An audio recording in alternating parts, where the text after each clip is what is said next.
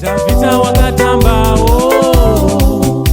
kusvika maila popota Miriam ndokuimbao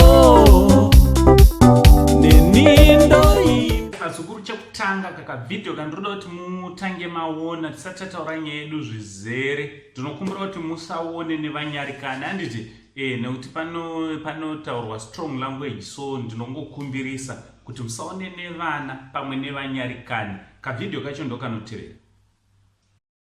Tsaura unokwirire madhongi? Kati madhongi unokwirire? Wangochikwira dhongi?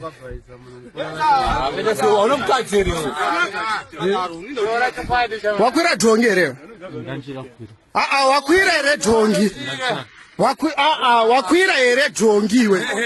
Taura chanofanira kurova. Wakwira dhongi here? Taura wakwira here dhongi? Haiwa kwira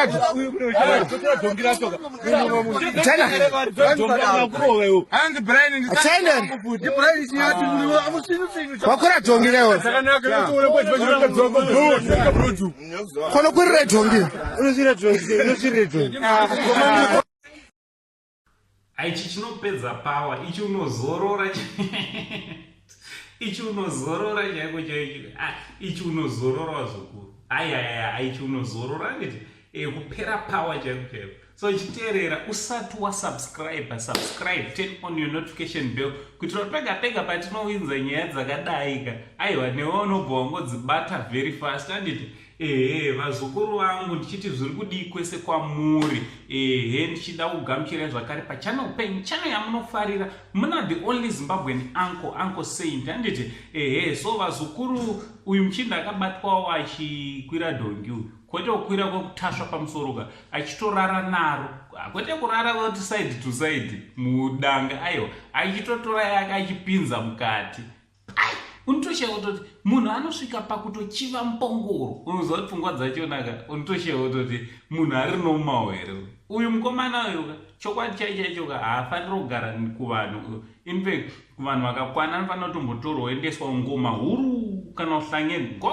Ndokwaanofanira kunge ari uyu mukomana uyu. Otherwise achatoita zvimwe zviri wese kutodarika zvekutorera nemupongoro. Because ukaona munhu akufunga kuti kuona dhongi kuti dhongi riri sexy kuva attracted nemupongoro. Mupongoro risina kana tumabums, risina kana ndapererwa sarenda. Ndasarenda sasekuru vanhu. So handei tinotaurawo kumakomenzi vazukuru motoudza kuti munofungei nemhando yatinayo yevanhu vakadai. Tingati vanhu here variko vamwe vakambobatwa futi vari pambwa. Uyu ndo umwe wavo. Munofunge vazukuru nemuchinda ane mukadzi wake akanaka but anongohwa kuva attracted kumadhongi. From Uncle Saint, the only Zimbabwean uncle, pari zvinotoa ndatichi much love, andapererwa.